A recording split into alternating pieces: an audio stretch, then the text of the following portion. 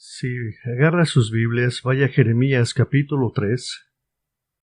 Jeremías capítulo 3. Y esta noche continuamos mirando a los testigos del Antiguo Testamento de un reino venidero de Cristo en la tierra. Y quiero decir esto por adelantado.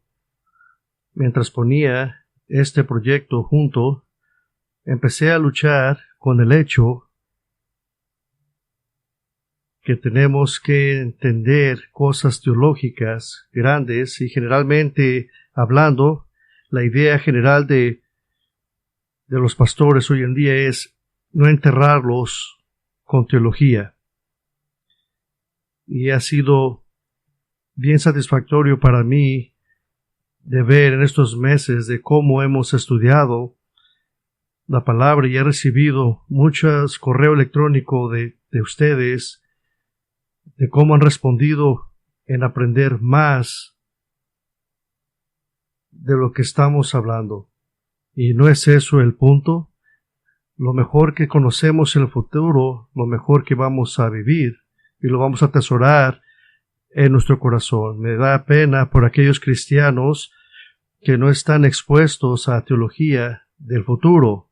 Ocupamos más de eso y la Biblia nos da todo eso. Y estoy contento de ser parte de esta iglesia que tiene el deseo de enseñar estos detalles.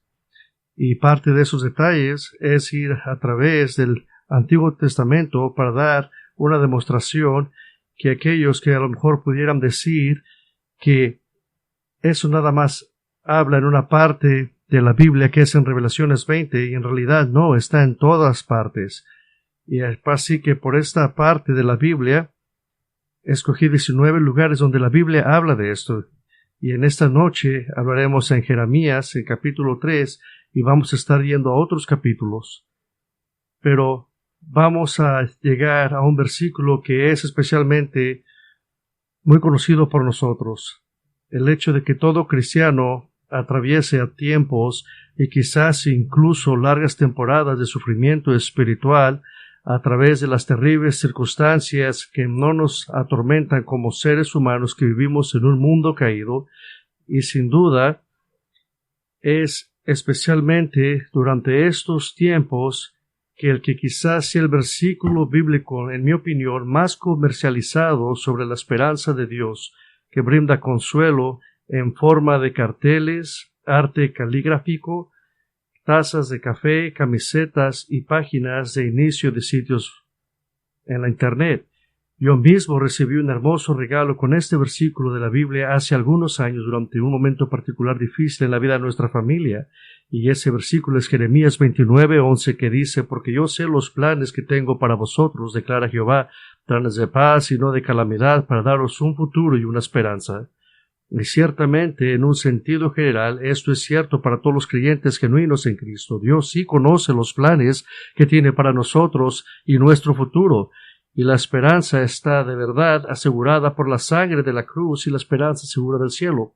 Pero como creyentes, con integridad, en la forma en que tratamos la santa palabra de Dios, es nuestro deber profundizar un poco más para descubrir qué precipitó a Dios a hacer esa promesa.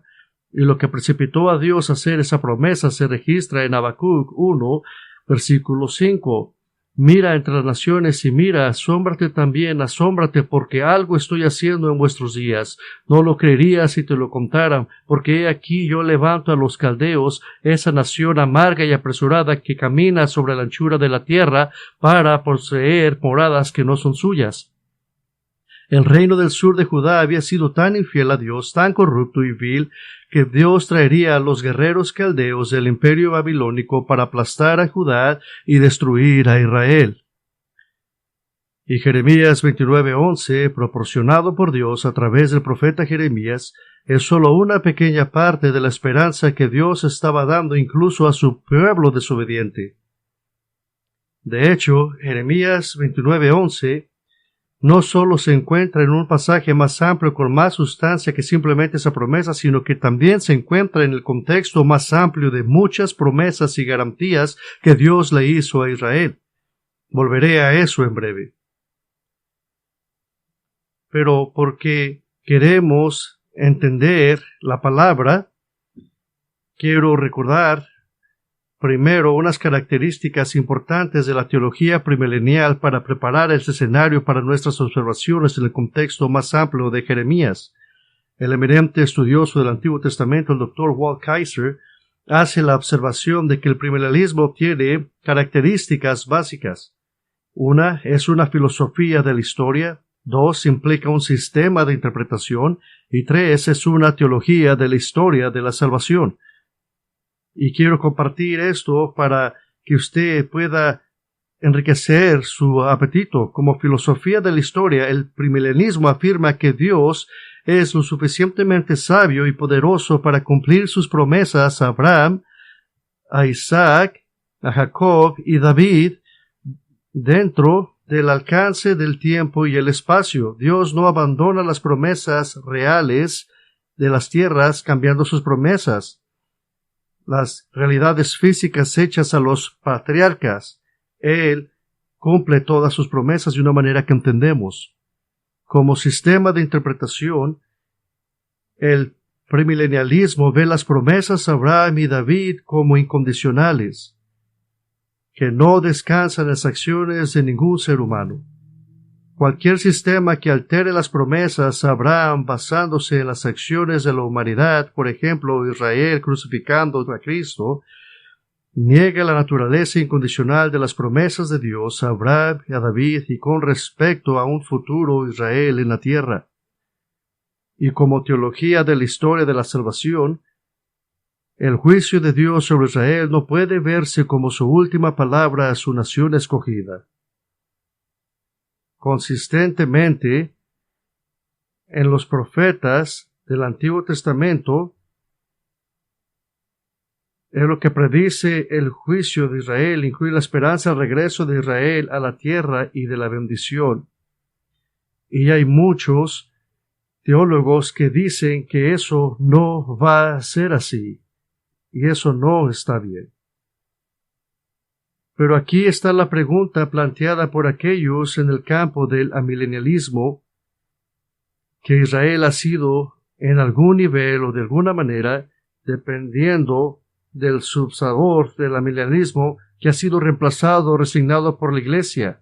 Pero aquí está una pregunta: ¿se cumplieron esas promesas de retorno y bendición al regresar del exilio en el siglo V? A lo mejor fueron cumplidas ahí, pero ahora Israel ha perdido permanentemente su lugar como entidad nacional geopolítica con derechos sobre su tierra y seguridad futura, ¿verdad? Esa es la pregunta más grande. ¿Y por qué estamos constantemente aprendiendo esto? La Biblia es la que nos enseña semana tras semana. Porque si Dios no puede cumplir las promesas de Israel, yo tengo miedo de mi muerte, porque no cumpliría lo que ha dicho sobre eso. Pero podemos confiar en Él. ¿No fueron esas promesas verdaderamente verdaderas? Y también tengo la versión larga de la palabra de Dios. Los profetas que escribieron después de que Israel regresó, continuaron profetizando sobre la venidera bendición nacional de Israel en formas que no pueden ser reinterpretadas o redesignadas como la Iglesia, menos que él decida interpretar esta profecía post-exilio a través del lente de un nuevo cambio de significado de prioridad del Testamento. Por ejemplo, el profeta Ageo registra que Dios prometió que algún día sacudiría a todas las naciones y el mundo entero traería tributo a Israel, y esto es después del regreso del pueblo. Zacarías registra que Jerusalén es la capital del mundo a la que las naciones obedientes pagan tributo y las naciones pecadoras que no lo hacen son castigadas. Y eso es después del exilio. Malaquías registra que los justos en Israel pisotearán a los impíos con la finalidad del juicio de Dios, Malaquías 4:3. Abdías describe las fronteras completamente ampliadas de Israel que poseen las tierras de sus enemigos con una declaración final del gobierno del reino de Jehová. En la Biblia habla de eso. Y Joel describe la liberación de Israel especificando a aquellos que escapan de Jerusalén durante el día y grande día terrible de Jehová en Joel 2:31. Ninguna de estas predicciones se cumplió después del regreso del exilio.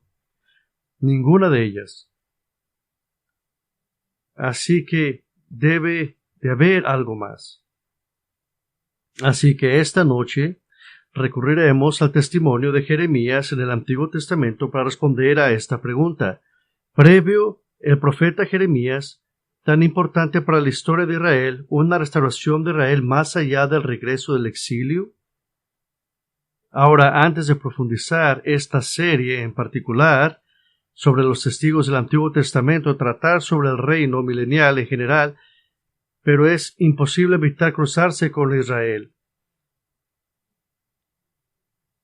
Por lo que estará extremadamente centrado en Israel, pero veremos cómo el futuro del reino de Israel ciertamente se cruza con el futuro de los gentiles, que somos nosotros. Y voy a dar varias respuestas a la pregunta.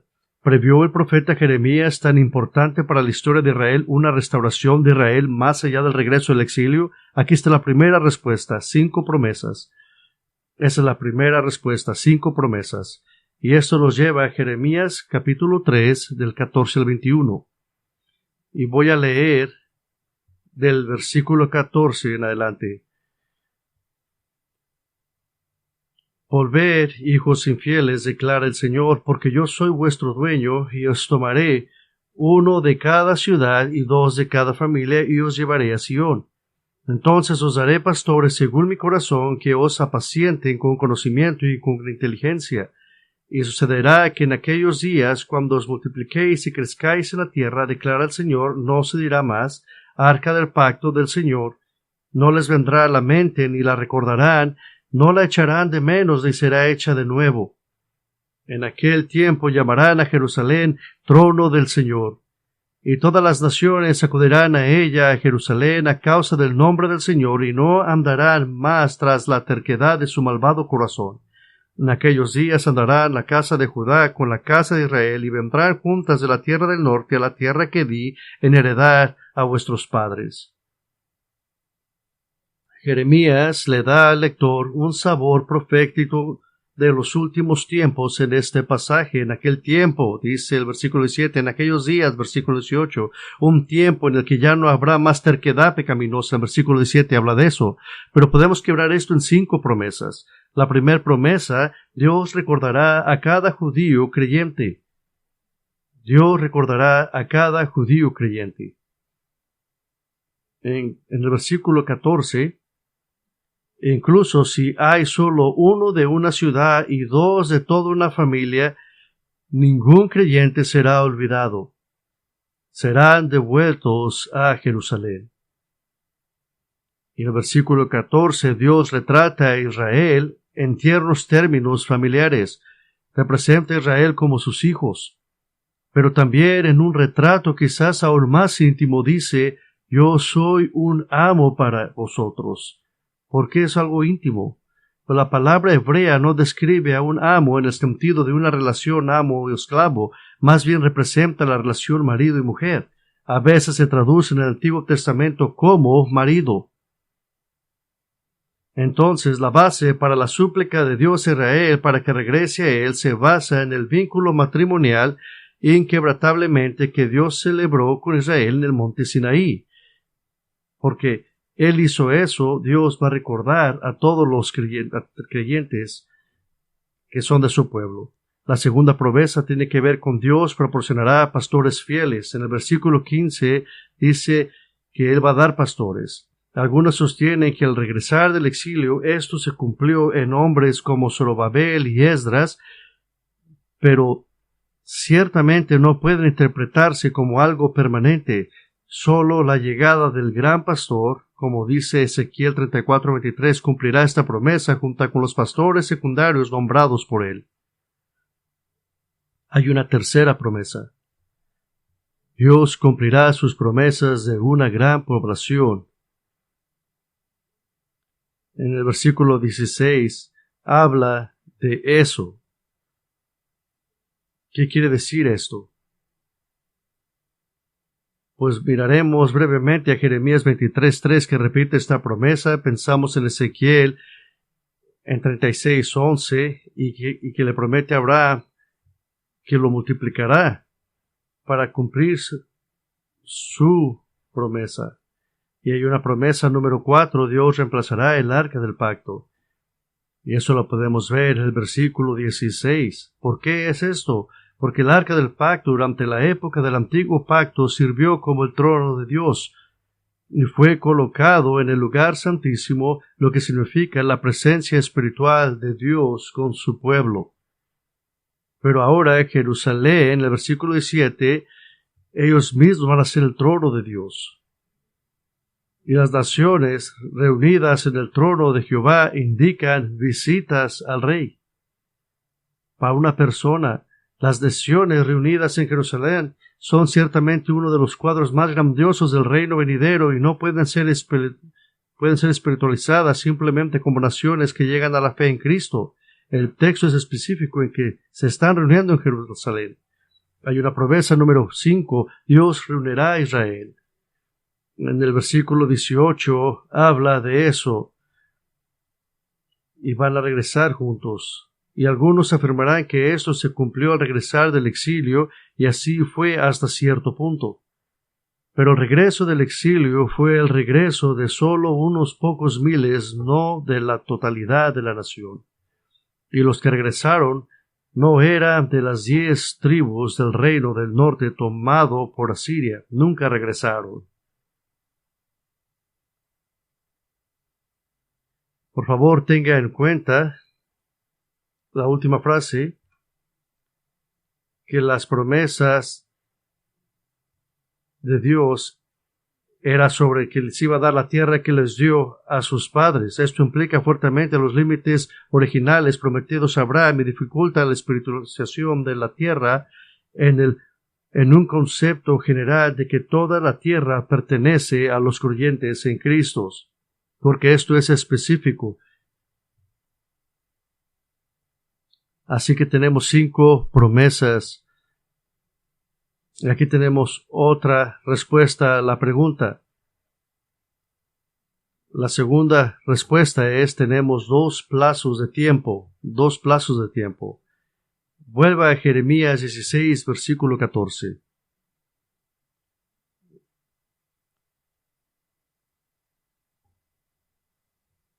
Jeremías 16, versículo 14.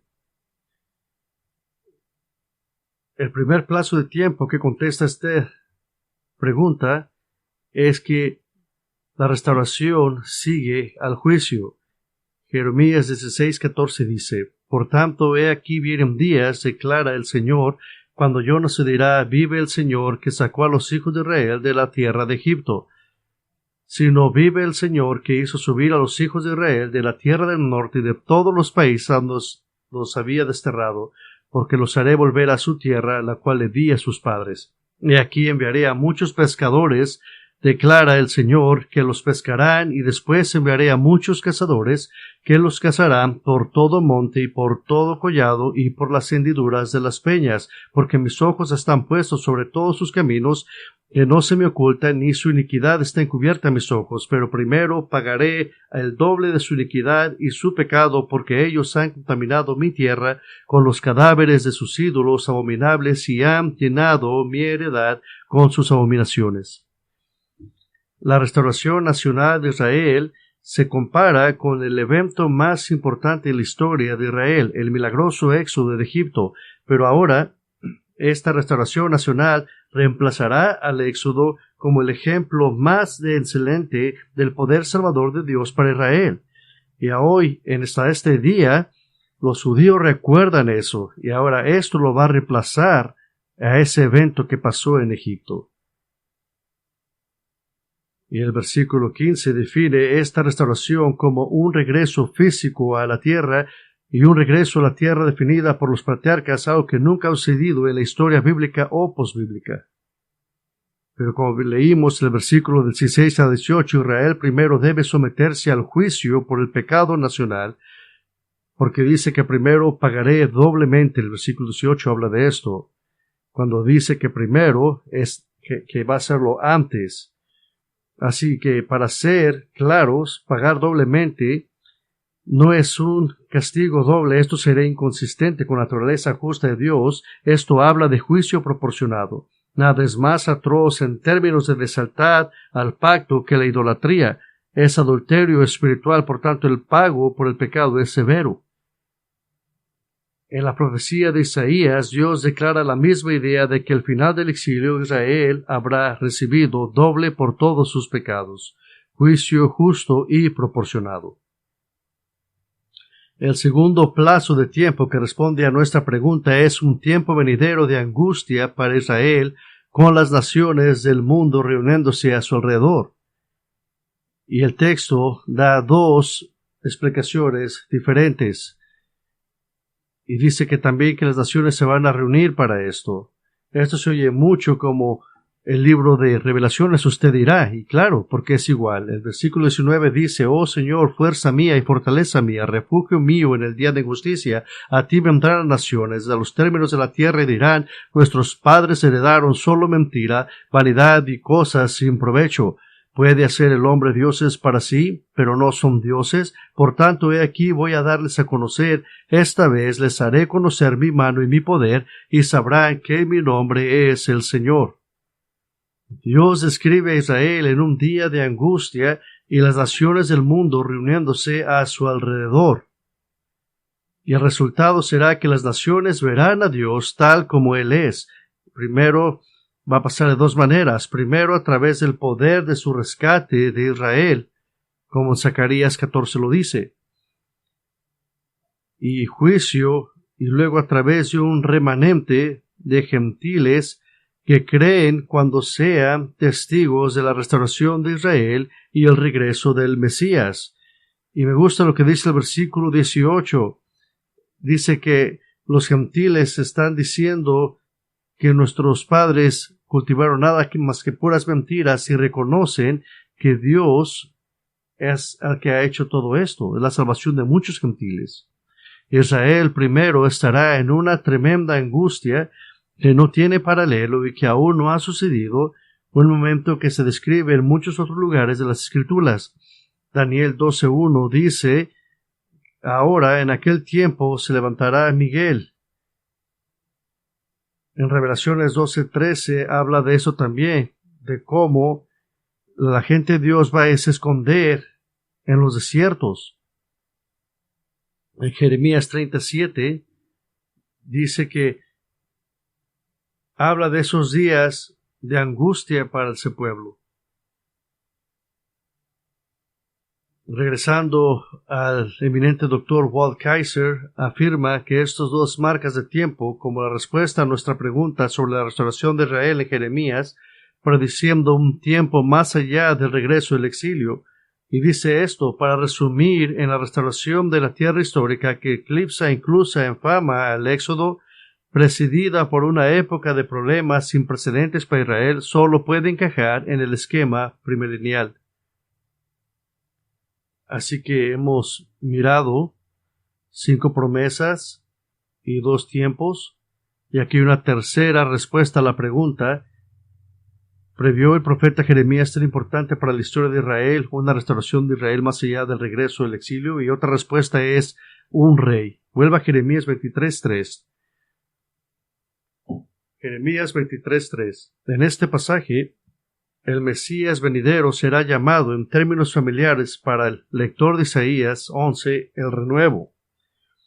Y quiero expander en esta parte de la Biblia. Esto es más que una simple metáfora del Mesías viniendo del árbol de Isaí y David, como dice Isaías 11:1. Pero esto también habla de legitimidad. Es un término técnico que se refiere al heredero legítimo de una línea de dinastía establecida, al rey adecuado del reino. Que el rey va a tener muchos hijos y muchas ramas, pero Jesús es la rama. Él es el único heredero, el único que se puede sentar en el trono de David. Jeremías 23:3 dice: yo mismo reuniré el remanente de mis ovejas de todas las tierras a donde las he echado, y las haré volver a sus pastores, y crecerán y se multiplicarán. Pondré sobre ellas pastores que las apacentarán, y nunca más tendrán temor, ni se aterrarán, ni faltará ninguna, declara el Señor.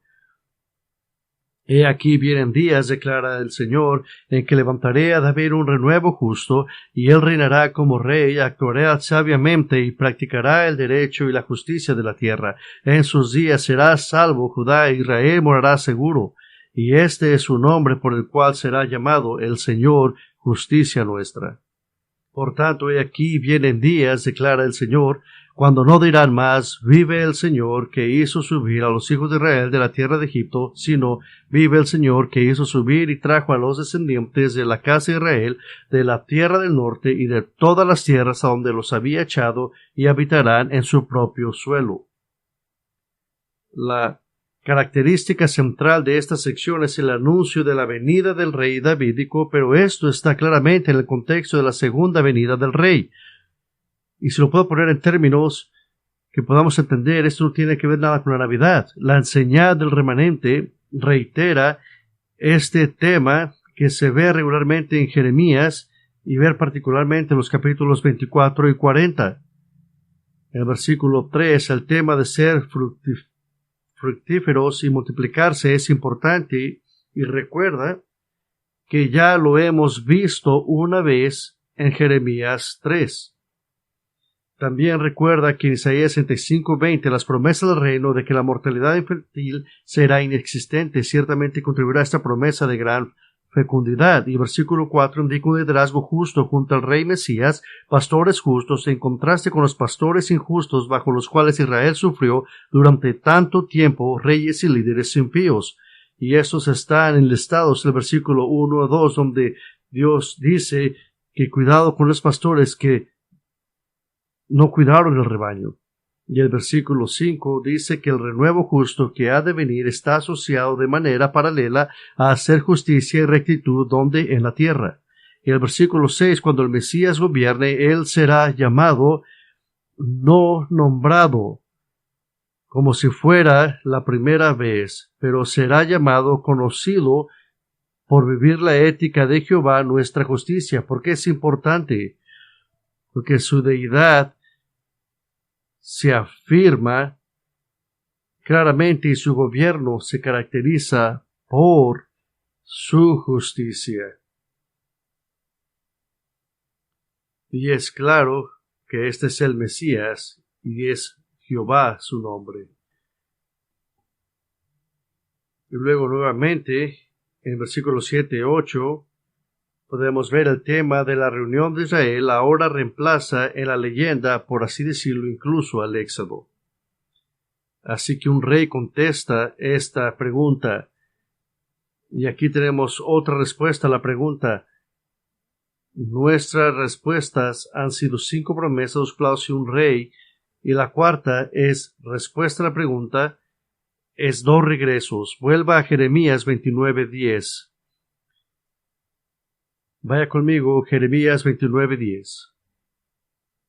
Esta porción está dirigida a los exiliados de Babilonia. Jeremías 23:10 dice: porque la tierra está llena de adúlteros, porque a causa de la maldición se han enlutado a la tierra, y se han secado los prados del desierto por la mala hierba, el recto de su poseído en su recto. Porque van a hablar mi nombre y van a orar hacia mí, y yo los escucharé, y ustedes me van a buscar, y yo los oiré, y los encontraré, y los voy a poner en mis manos, y yo voy a causar que regresen al lugar donde yo los saqué. En el versículo 10 es sorprendente que Jeremías prediga el desmoronamiento de un imperio aparentemente indestructible. Era Babilonia. Y esta es una de las porciones de las Escrituras leídas por el cautivo judío y profeta Daniel, que lo llevó a orar y a regocijarse inmediatamente al leer este texto, apenas unos años antes de que se completaran los 70 años.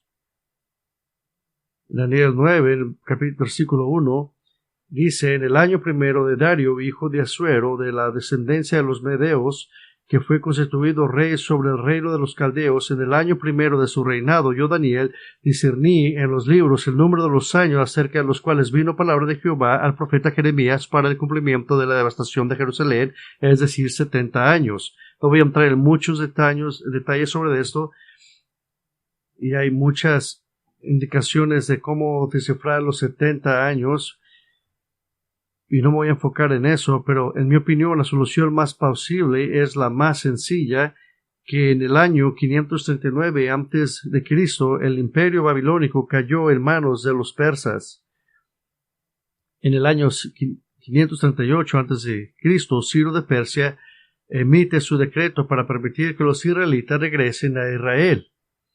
Y este decreto se produjo aproximadamente 68 años después de que los babilonios tomaran los primeros exilios en el año 605. Para cuando la ola de los judíos se organizó, viajó a Jerusalén y puso los cimientos del templo, y habían pasado 2 años más, lo que lo sitúa precisamente en 70 años. Así que aquí están los dos regresos. No estoy hablando de los regresos del exilio. El primer regreso habla de una ubicación específica, y la segunda habla un regreso a su fortuna. Versículo 10, Dios promete volveros a este lugar, y vea también el final del versículo 14. Y dice que Él va a establecer su lugar. Y habla de los 70 años que ya fueron cumplidos de garantía de retorno, cumpliendo Dios su palabra en ambos casos. Déjese lo pongo de esta manera. Si yo le dijera, sin alguna duda, que la luna va a explotar en 12 meses de aquí, y por causa de eso usted debería de invertir en cierta compañía, usted no me quisiera creer, pero después de 12 meses la luna sí explota y después va a querer invertir. Pues Dios está diciendo que Él va a destruir al imperio más grande, y le está diciendo a su pueblo, y a propósito van a regresar a su tierra. Y el imperio más grande fue destruido. ¿Qué quiere decir eso? Que Dios iba a cumplir sus promesas de lo que prometió de regresarlos. Pero ¿qué es este lugar? En el contexto grande de Jeremías 3, este lugar, que la tierra que le dio a sus padres, es una heredad a la que los que salieron nunca regresaron. Ellos regresaron a un lugar, pero parte pequeña de la promesa, y también una parte muy pequeña de tierra. La promesa de Israel es más grande que eso, así que es un regreso específico a un lugar, pero hay otro segundo regreso, y es el regreso a la fortuna. El versículo 14 dice también: entre los profetas de Jerusalén he visto algo horrible. ¿Qué quiere decir esto? Lo más sencillo es esto, que les va a regresar la tierra a su pueblo.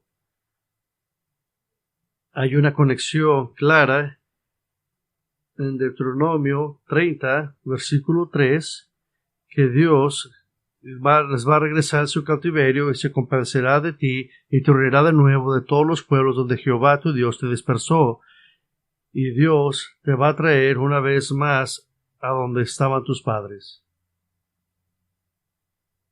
Pero quiero llevarlos otra vez más al versículo 11. Por tanto, el profeta está hablando de que Dios tiene una promesa a nuestro Dios, y dice que les queda un futuro y esperanza. La palabra futuro es la palabra fin en hebreo. La misma palabra se utiliza a menudo para describir el resultado final de una situación. Proverbios 5:4 dice, pero su fin es amargo como ajenjo. Proverbios 16:25 dice que hay camino que el hombre le parece derecho, pero su fin es camino de muerte. Isaías 46:10 dice que Jehová anunció el fin desde el principio, así que es mejor ver el futuro como fin y esperanza.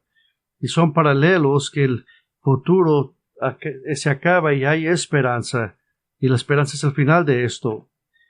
Eso simplemente no se está usando por usarse, es algo que tiene que ver con el futuro. Y escuche, el regreso de estas personas del exilio no puede ser la promesa última de esto, porque Dios está mirando al final. Pero hasta ahora nuestra respuesta han sido 5 promesas, 2 plazos, 1 rey y 2 devoluciones. Y hay una quinta respuesta a la pregunta: ¿previó el profeta Jeremías ser importante para la historia de Israel una restauración de Israel más allá del regreso del exilio? Y vamos a ver 13 características. Vaya a Jeremías 30. Jeremías 30 tiene un sabor del Nuevo Testamento y tiene las profecías de Jeremías, y si bien todos los creyentes reformados están de acuerdo en que Jeremías 30:33 contiene una profecía importante del nuevo pacto venidero, tratar de separar esas promesas del nuevo pacto del entrelazamiento con las promesas de Israel se vuelve muy difícil, porque las promesas de Israel son muy precisas y específicas y se juntan y no se las puede separar. Los israelitas fueron exiliados por Dios, el reino del sur de Judá exiliado a Babilonia, que eventualmente será conquistado por los persas, pero en el momento del exilio en Babilonia, el profeta Jeremías escribió que Dios sería fiel a las promesas de su pacto para con su pueblo. En Jeremías 31, ¿y cuáles serían algunas de las características de este regreso a la tierra? Dice que Dios habló diciendo que iban a venir días que él iba a regresar la fortuna a su gente. Y Jehová dice que él los va a causar que regresen y que les dio a su padre que la van a habitar. Entonces, ¿qué va a ser la característica de este regreso? ¿Cómo se va a mirar? Y les voy a dar una lista rápida. La número 1, no van a ser encerrados una vez más. El versículo 8, y acontecerá en aquel día, declara el Señor de los ejércitos, que quebraré el yugo de su cerviz y romperé sus coyundas, y extraños no los esclavizarán más. La segunda, la vindicación total. En el versículo 11 del capítulo 30, entre quienes os esparcí, porque yo estoy contigo, declara el Señor, para salvarte. Hay una tercera respuesta: Jerusalén y el templo reconstruidos. Dice Jeremías 30:18, he aquí restauraré el bienestar de las tiendas de Jacob, y tendré misericordia de sus moradas. Será reedificada y la ciudad sobre sus ruinas, y los palacios se asentarán como estaba. Hay una característica número 4, reunificación completa del verdadero Israel. Jeremías 31:8, he aquí yo los traigo del país del norte, y los reuniré de los confines de la tierra, entre ellos los ciegos y los cojos, y los traeré a la mujer encinta, también la que está dando luz, una gran compañía volverá acá.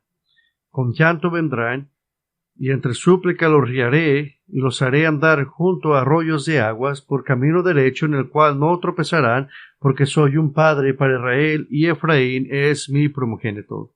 Oí, naciones, las palabras del Señor, anunciar en las costas lejanas, y decir, el que dispersó a Israel lo reunirá, y lo guardará como un pastor a su rebaño. Una quinta característica es que tendrán celebración perpetua.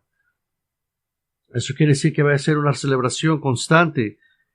Capítulo 31:13 de Jeremías. Entonces la Virgen se alegrará en la danza, y los jóvenes y los ancianos aún cambiaré su duelo en gozo, y los consolaré y los alegraré de su tristeza. Aquí está otra que hace difícil que digamos la iglesia. Va a haber un sacerdocio justo. Jeremías 31:14. Y llenaré con abundancia el alma de los sacerdotes,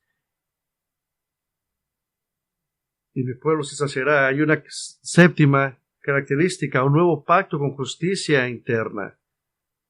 Jeremías 31:31. Y esto es glorioso, es la profecía gloriosa. He aquí vienen días, declara el Señor, en que haré con la casa de Israel y con la casa de Judá un nuevo pacto, no como el pacto que hice con sus padres el día que los tomé de la mano para sacarlos de la tierra de Egipto, mi pacto que ellos rompieron, aunque fui un esposo para ellos, declara el Señor, porque este es el pacto que haré con la casa de Israel después de aquellos días, declara el Señor. Pondré mi ley dentro de ellos, y sobre sus corazones la escribiré, y yo seré su Dios, y ellos serán mi pueblo. ¿Cómo va a pasar eso? Va a pasar con el Espíritu Santo adentro de ellos, y eso nos ha pasado a nosotros y estamos en el comienzo de eso. Hay una octava característica, una nación eterna de Israel. Jeremías 31:35 dice así: Así dice el Señor, el que da el sol para luz del día, y las leyes de la luna y de las estrellas para luz de la noche, el que agita el mar para que bramen sus olas, el Señor de los ejércitos es su nombre. Si se apartan estas leyes de mi presencia, declararé el Señor, también la descendencia de Israel dejará de ser nación en mi presencia para siempre. Y esto es importante. Todos los cristianos reformados creen que Dios va a salvar a los judíos del futuro. Dice que no van a salvar, Dios no va a salvar a todos los judíos, sino a unos de ellos. Hay una característica 9, Jerusalén será segura para siempre. Jeremías 31:40 dice: Y todo el valle de los cadáveres y de las cenizas y todos los campos hasta el arroyo Cedrón, hasta la esquina de la puerta de los caballos hacia el oriente, serán santos al Señor, y la ciudad no será arrancada ni derribada nunca jamás. Generalmente hablando, la verdad es que Israel está constantemente en peligro, ya no va a ser esa la situación de ellos. También habrá unidad espiritual, todo inclusiva. Jeremías 32-39 dice esto: Y les haré un solo corazón y un solo camino, para que me teman siempre, para bien de ellos y de sus hijos después de ellos. ¿Por qué es eso importante? Porque es importante, porque en la iglesia a veces no se puede la unidad, pero oír de un país donde está toda la unidad solamente lo puede hacer Dios. Habrá también comunidad sin obstáculos, según Jeremías 32:41. Me regocijaré en ellos haciéndoles bien, y ciertamente los plantaré en esta tierra con todo mi corazón y con toda mi alma. Hay otra característica, número 12. El mundo honrará a Israel como la nación de Dios. ¿Ha pasado eso? Nunca ha pasado. Jeremías 33:9 dice: Y la ciudad será para mí nombre de gozo, de alabanza y de gloria ante todas las naciones de la tierra, que oirán de todo el bien que yo le hago, y temerán y temblarán a causa de todo el bien y de toda la paz que yo leí. Y hay una característica número 13, va a haber adoración en el templo y será restaurada. Jeremías 33:18, y a los sacerdotes levitas nunca les faltará quien en presencia mía ofrezca holocausto, quemando ofrendas de cereal, y prepararé sacrificios todos los días. Quiero pasar el resto del tiempo regresando a través de recordar al final de Esdras y Nehemías. Y miramos lo que decía Esdras y Nehemías para empezar a ver lo que decía sobre el milenio.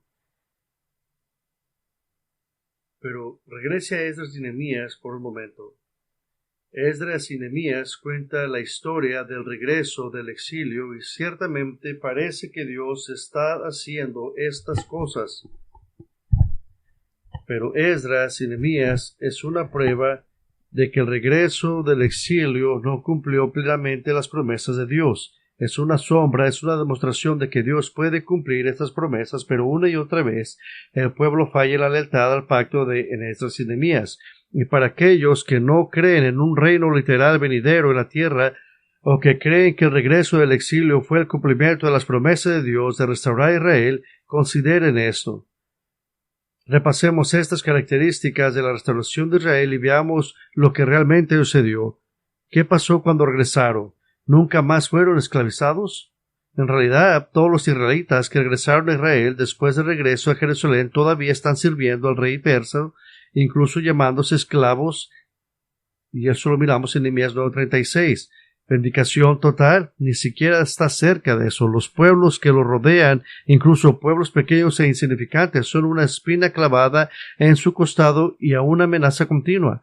¿Fue Jerusalén y el templo reconstruido? Sí, a pequeña escala, pero 3 décadas después de la época de Cristo, Jerusalén y el templo son nuevamente destruidos por Roma.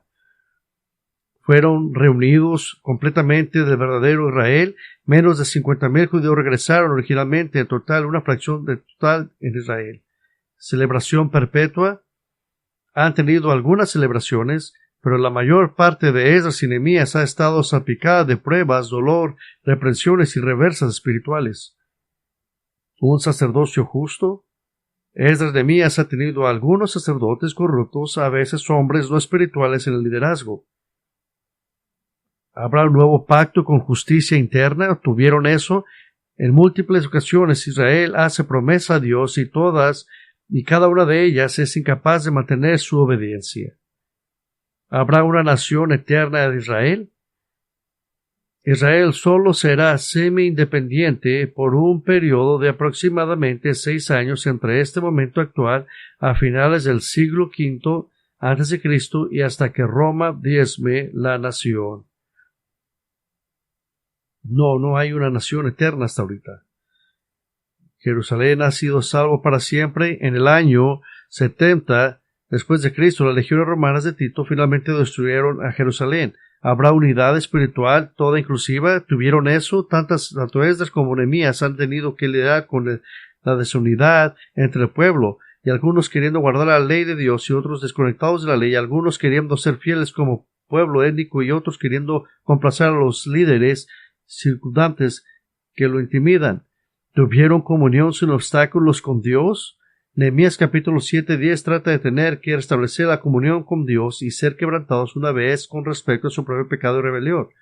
El mundo ha honrado a Israel como nación de Dios. Ni siquiera las pequeñas tribus circunstantes honraban a Israel, y ciertamente Persia no lo hizo. Israel era simplemente otra provincia concitada y que controlaban. Tuvieron la adoración restaurada por un tiempo, pero no duraría mucho. Entonces, ¿qué nos dice Jeremías? Jeremías nos dice que para cualquiera que diga que las promesas finales de Dios a Israel se cumplieron al regresar del exilio y que no hay futuro para Israel nacional, ese no puede ser el caso. Nos está dando la evidencia de 5 promesas, de 2 periodos de tiempo, un rey, 2 retornos y 13 características. Y quiero regresar a recordar de Nehemías mismo. Él tiró la toalla. Él sabía que el regreso del exilio no era el final. Él sabía que eso no iba a ser el final de Israel. En Nehemías 13, Nehemías da 4 recuerdos que muestran que sabía que el reino de Dios en la tierra y la restauración de Israel no se cumplió en su tiempo. El primer recuerdo está en Nehemías 13:10. También descubrí que las porciones de los levitas no se les había dado, por lo que los levitas y los cantores que hacían el servicio se habían ido, cada uno a su campo. Por tanto, reprendí a los oficiales y dije: ¿por qué está la casa de Dios abandonada? Entonces reuní a los levitas y lo restablecí en sus puestos. Entonces todo Judá trajo el diezmo del cereal, del mosto y del aceite a los almacenes, y puse al frente de los almacenes al sacerdote Selemías y al escriba Sadoc y a Pedaías, uno de los levitas. Además de estos estaban Anán, hijo de Zacur, hijo de Matanías, porque se les consideraba dignos de confianza. ¿Qué es esto? De que les pongo en términos de la iglesia. Lo que está pasando aquí es lo equivalente a la iglesia no estarle pagándole a los pastores. Y está Nehemías diciendo: recuerda esto, oh Dios. Y Nehemías ora para que Dios sea recordado. ¿Y por qué es esto importante? Esto es importante porque Nehemías ya no pide bendiciones en el presente. Está pidiendo el favor de Dios en el futuro. Segundo recuerdo está en el versículo 20. Pero una o dos veces los mercaderes y vendedores de toda clase de mercancía pasaron la noche fuera de Jerusalén. Entonces les advertí y les dije: ¿por qué pasé la noche delante de la muralla? Si lo hacéis de nuevo, usaré fuerza contra vosotros. Desde entonces no vinieron más en el día de reposo. Y ordené a los levitas que se purificaran y que vinieran a guardar las puertas para santificar el día de reposo, porque esto también: acuérdate de mí, Dios, y ten piedad de mí. Recuerdo la grandeza de tu misericordia. Nehemías añade a su oración anterior: porque también esto, acuérdate de mí, oh Dios mío. Otra vez, ahora un enfoque futuro. Hay un recuerdo número 3. Algunos de los sacerdotes se habían casado con mujeres extrañas, hombres que iban a tener que ser ejemplos. Se casaron con mujeres extrañas y sus hijos no se les enseñaba hebreo, no podrían aprender la palabra de Dios, esencialmente como un pastor que cría a su familia sin conocer ni preocuparse por Dios en absoluto. El capítulo 13, versículo 29 dice: acuérdate de ellos, Dios mío, porque han profanado el sacerdocio y el pacto del sacerdocio y de los levitas, porque ellos estaban criando a los hijos como si no hubiera Dios. Nehemías le pide a Dios que recuerde que ha definido la santidad del sacerdocio y los levitas, creyendo que el sacerdocio y los levitas funcionarán en el reino futuro. Y a propósito, enseñando que él cree que van a funcionar en el futuro, él les dice: recuérdalos. Y ya lo miramos en Jeremías 31. Y hay un cuarto recuerdo. Y esto no es solo un resumen de las primeras 3 oraciones de recuerdo, sino que es el final anticlimático decepcionante para todo Esdras de Nehemías. Versículo 31 dice: acuérdate de mí, oh Dios mío, para siempre. Acuérdate siempre, dice el Señor. Ahorita ya está acabado, pero yo sé que te vas a acordar el día de mañana de mí. O de ponerlo de una manera, la teología de Nehemías sobre los finales del tiempo, ahora le diríamos premilenial, porque él vivió entendiendo que Israel no puede funcionar sin su rey. Y el rey, Jehová, nuestra justicia, traerá la plenitud de su reino y todo lo que esto significa para Israel cuando él regrese. No es Jeremías y Nehemías les empieza a recordar del libro de Revelaciones. Todos esos que dicen: oh, el milenio simplemente está en Apocalipsis, en realidad está en toda la Biblia. ¿Y cuál es el enfoque? El enfoque es que el reino de Dios no está en la tierra hasta que Él llegue. Y es lo que estamos orando, y es lo que estamos esperando. Oremos. Padre, venimos ante usted, y como hemos dicho en veces, que a lo mejor va a ser esta la última vez que nos vamos a reunir, y a lo mejor Cristo va a venir, y a lo mejor va a empezar la tribulación mientras estamos en nuestros pueblos resucitados, y mientras esperamos en Cristo que traiga todos sus ejércitos con Él. Y este a lo mejor va a ser el último día que nos juntemos, pero en el tiempo venidero tenemos un llamado del Dios mismo que ir a todas las naciones y hacer discípulos. Le pido, Señor, que seamos fieles hasta ese día, mientras nuestro Rey regresa. Oramos para su venida y que seamos fieles mientras eso pasa y que proclamemos su palabra hasta que ese día venga. Amén.